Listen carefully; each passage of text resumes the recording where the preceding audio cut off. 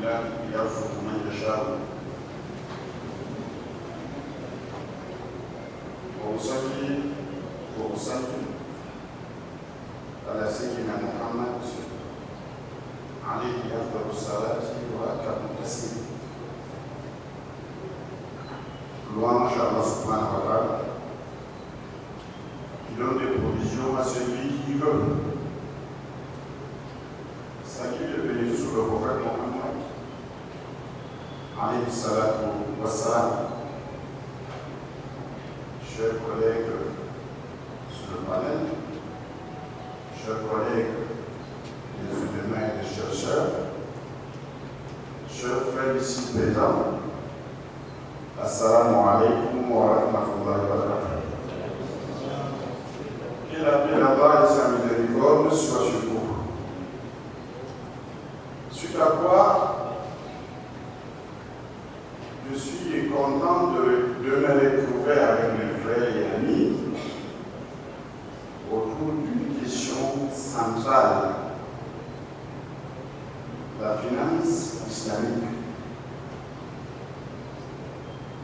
Et j'ai aussi ce plaisir de prendre la parole devant vous pour donner ma petite contribution dans cette rencontre. Bien qu'il m'a été donné de donner la vie, avant, l'organisation ne devrait pas être exactement telle qu'elle est aujourd'hui. Mais qu'à cela ne tienne,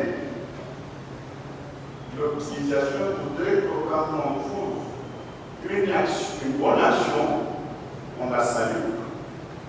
On cherche à la consolider, tout en rappelant s'il y a des manquements, pour qu'il y ait prochaine fois qu'on puisse éviter ces manquements.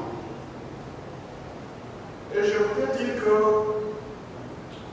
qu'il y a ce que les ulémas appellent al-ayn wal-kifaya. Vous pouvez retrouver tous les ahkam de dans chacun. Et le al-fard ou l'ayn concerne l'individu. Cependant, al-kifaya concerne la communauté. Bien entendu, la communauté n'est autre chose qu'un ensemble d'individus. Et alors, si une obligation collective n'a pas été répondue ou n'a pas été répondue valablement, c'est toute la communauté qui devra la négliger.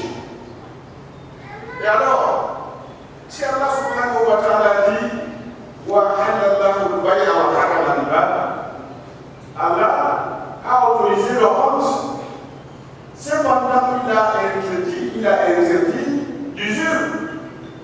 Ça reste une interprétation forte à la communauté musulmane. S'il y a un ensemble de musulmans qui arrivent à le faire parfaitement, nous sommes sauvés. Sinon, nous sommes tous interpellés. Comme conséquence, ceux qui ont cette lecture de l'islam, que l'usure c'est l'intérêt, et que l'intérêt est interdit. D'ailleurs, celui qui en pratique risquerait d'avoir une guerre frontale avec Allah subhanahu wa ta'ala. Alors dans ce cas, il faut trouver une solution. Et si on ne trouve pas une solution, il y aura une bonne marge de la société, une bonne tranche de la société qui sera en marge de développement.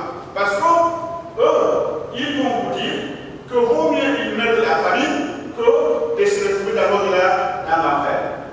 Et leur propose. Et si nous avons 30% de la communauté musulmane, dans la population camerounaise, j'estime, c'est une estimation, je sais que ça varie, entre 25 à 40, selon des estimations, selon des écoles, selon des universités de textes de recherche. Mais si on prend seulement 30% comme moyenne, on dit que les 70% seront développés et les 30% ne seront pas développés. Encore si on était un élément, on connaît les zones là où les musulmans sont des majoritaires, c'est-à-dire là où les musulmans sont des majoritaires, les zones seront sous-développées pour longtemps.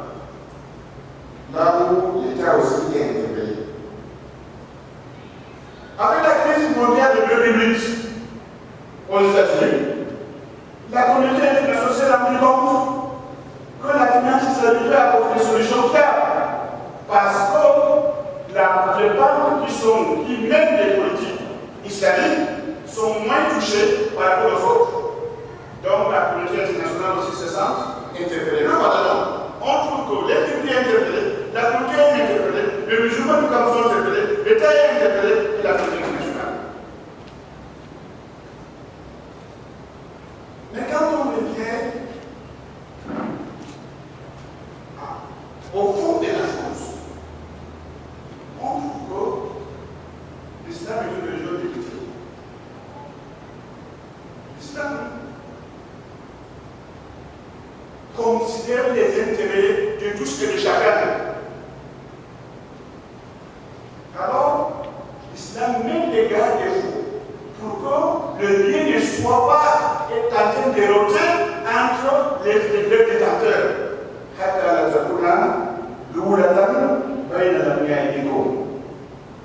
Raison pour laquelle, dans la politique islamique, il y a deux aspects qui sont soulevés là, ça et là. On dit qu'il y a des biens obligatoires d'enlever. Parmi tes biens, il y a un certain nombre de biens, tu es obligé d'en enlever. C'est vrai pour les individus, c'est aussi vrai pour les États. Quand on parle de mines, par exemple, quand on parle de pétrole, par exemple, à ceux qui disent que c'est accable, il y a une bonne partie qui va être éléments pour être redistribuée à ceux qui n'en ont pas ou ceux qui en ont moins. Et quand vous revenez à la définition des familles et à l'esprit, vous allez vous trouver que beaucoup de la population camerounaise, c'est que vous venez de côté de ceux qui vont recevoir.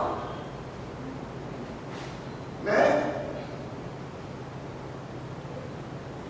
il y a aussi d'autres biens dans la zakat qui arrivent. Il y a des biens que chacun doit prendre. Nous suivons l'offre de la mais il y a des conseils.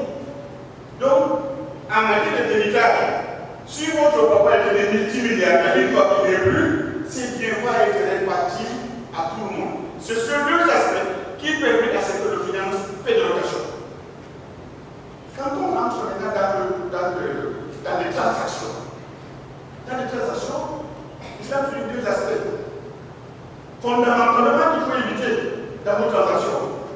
Alors, on va dire dans nos transactions, il ne faut pas qu'il y ait des hommes d'ombre, l'ignorance, ou bien qu'il y ait des tromperies.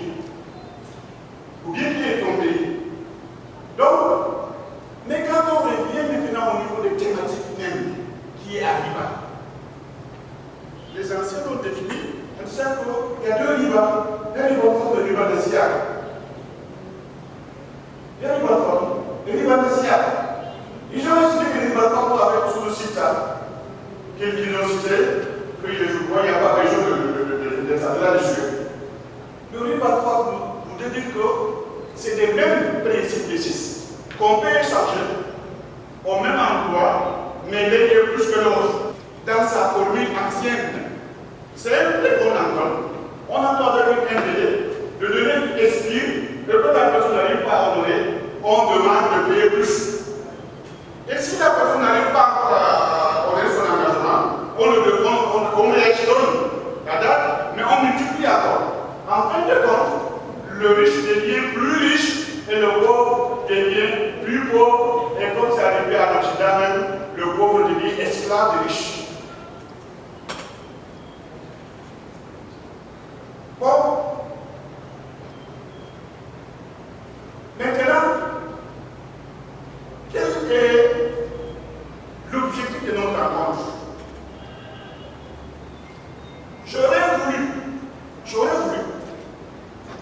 que Savannah mette à ceux qui se disent des ulémas. Moi, je suis étudiant à Kabyle. Mais si à ceux qui se disent des ulémas, on dit des ulémas, qu'on leur donne des papiers, se prépare d'abord. Voilà comment Savannah fonctionne. Venez, donnez votre quitus. Le gens étudient suffisamment, il vient, il valide, soit il demande, il se met des observations. Séance, je crois, sauf si j'ai mal suivi la présentation, je n'ai pas trouvé cet aspect dans cette rencontre. D'où, je recommande qu'il y ait quelque chose semblable à cela la prochaine fois. Le finance islamique, aujourd'hui, est un grand boîte. Il y a des partenaires, il y a des financiers, mais même si ce partenaire n'existait pas, la communauté musulmane celle, si elle s'organisait, je dis bien si, je connais que le débat aussi facile, si elle s'organisait, et communauté camerounaise de profit. J'en viens. Combien de gens qui meurent, qui laissent des troupeaux de bétail et qui laissent des orphelins, et que les orphelins seront obligés de vendre à vil prix si un financement est islamique. Dans ces cas de transactions, la banque pourra proposer à ces gens-là de prendre des biens et leur développer et leur donner au fur et à mesure ce qu'il est va de développer, de se développer. Et combien de gens aussi, de l'autre côté, qui sortent des universités, mais ils n'ont pas de finances, ils ne peuvent rien faire. Si on peut monter des petits projets dans ces cadres publics, disais-je, comme Al-Mouraba, comme Al-Mouraba, comme Al-Bouchara, et les autres, ils peuvent très bien le faire et qu'il y ait un partenariat bien défini, avec un bon suivi, et que le tout soit gagnant-gagnant. Juste en disant que, fondamentalement, la finance islamique est une opportunité, une potentialité, est un levier de développement, fondamentalement. Seulement, ça a besoin d'un bon suivi, ça a besoin d'une bonne étude, ça a besoin d'une bonne communication pour convaincre la masse d'abord, pour que ça devienne un problème de la communauté, pas comme des individus. Bien que, pour la banque aussi, la banque elle-même, elle est très rentable. Parce que dans la banque conventionnelle, on vous donne un prêt, on vous demande 10%. Mais dans les mouchards, dans ce genre de euros que vous êtes à la banque islamique, on peut vous exiger la moitié de votre profit. La moitié peut être 50% de revenus. Ça peut être 30%.